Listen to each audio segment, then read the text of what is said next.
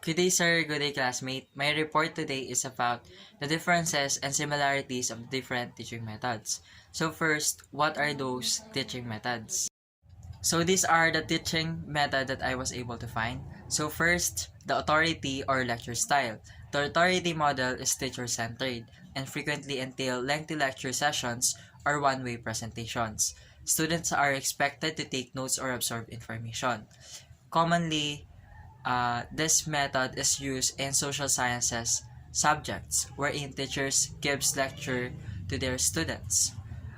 Di ba pagka history yung subject natin, yung teacher usually nagbibigay lang ng information na dapat nating matutunan and hindi siya masyadong nakikipag-interact or nagtatanong sa atin. Dahil yung content ng subject na yon ay more on facts. Kung tanongin ka, minsan or kadalasan, baka hindi mo masagot yung tanong kasi hindi lang opinion yung tinatanong doon sa subject na yon or skills mo. So, in social sciences subjects, mas applicable tong authority or lecture style. Yung pros niya, this style is acceptable for certain higher education disciplines and auditorium settings with large groups of students. The pure lecture style is most suitable for subjects like history, which necessitate memorization of key facts, dates, names, etc.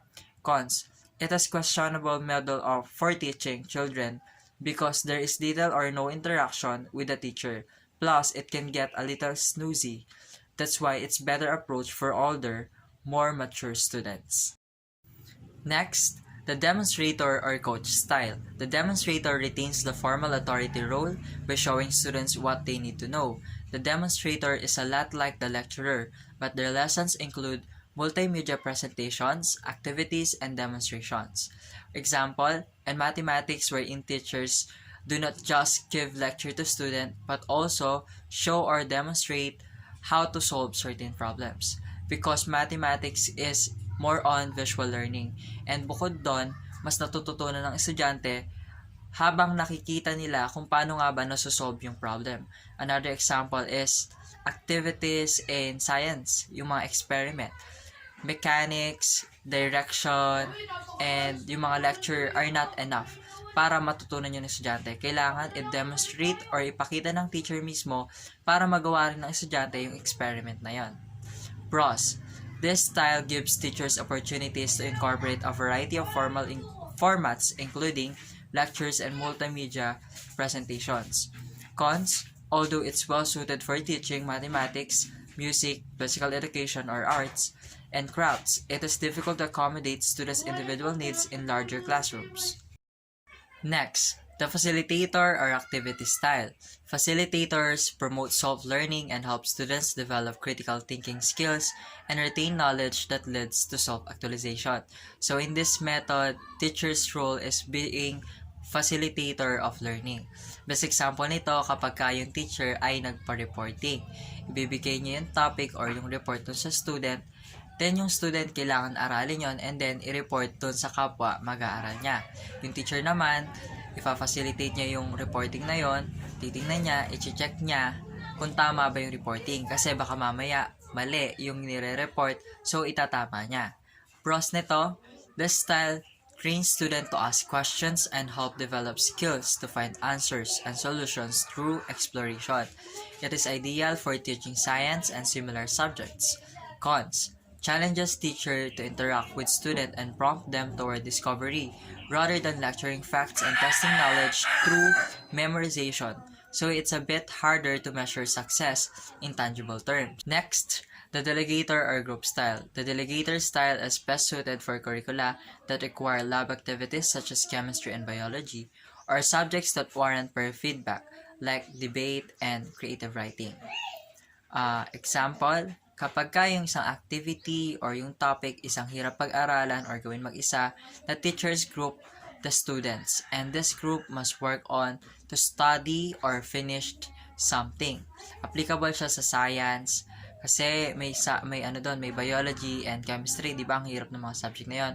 Or kaya naman sa debate or sa research kung saan yung brainstorming ng mga student is gumagana para umayos yung gawa nila. So pros nito, guided discovery and inquiry-based learning place the teacher in an observer role that inspires students by working in tandem toward common goals. Cons, considered a modern style of teaching, it is sometimes criticized as eroding teacher authority. As a delegator, the teacher acts more as a consultant rather than the traditional authority figure. Last is the hybrid or blended style. Hybrid or blended style follows an integrated approach to teaching that blends the teacher's personality and interest with students' need and curriculum-appropriate methods. So this one is somehow similar to the blended learning, yung online ba siya or modular, pero hindi totally ganon. Kasi ito yung paggamit ng iba-ibang approach nung teacher. For example, kapag yung tinuturo ay history, pwedeng yung past events i-relate sa modern events para mas maunawaan ng student. Pwede naman na makipag-interact sa student yung teacher, tanungin sila ng mga opinion nila kasi batas yung itinuturo. Or pwede namang gamitan ng technology yung discussion kasi ang tinuturo Microsoft Office. So that is hybrid or blended style. Yung pros naman ito, inclusive, and it enables teachers to tailor their styles to students' needs and appropriate subject matter. Cons, hybrid style runs the risk of trying to be too many things to all students, prompting teachers to spread themselves too thin and dilute learning. Now let's move on to the differences and similarities of the teaching methods. But before that, banggitin ko lang yung traditional and modern teaching methods. Kapag sinabing modern teaching methods, that is teacher-centered. Nasa teacher ang focus ng discussion. Kapag naman modern teaching methods, that is student-centered. More on, nasa student ang focus ng discussion. Lecture style and coach style are both traditional teaching method. Pare silang nagpo-fall sa traditional kasi yung mga style na yon, nasa teacher yung focus ng discussion. Activity style and blended style naman are both modern teaching methods. Kasi yung mga method na yon or yung style na yon ay nasa estudyante yung focus ng discussion. Yung group style actually, that is also modern teaching method or student-centered. Pero binigyan ko lang siya ng another classification as peer-assisted learning. Now, yung mga pinagkaiba naman nila, lecture style and coach style is different from activity, blended, and group style. Kasi lecture and coach style are direct. Ibig sabihin, directly binibigay ng teacher yung information to students. Samantalang to sa activity and blended and group style is indirectly na binibigay ng teacher yung information. Kasi nagpapacilitate sila or nagbibigay sila ng learning experience from where students will learn the information that they should learn. Sana maliwanag. So, yun lang. Thank you.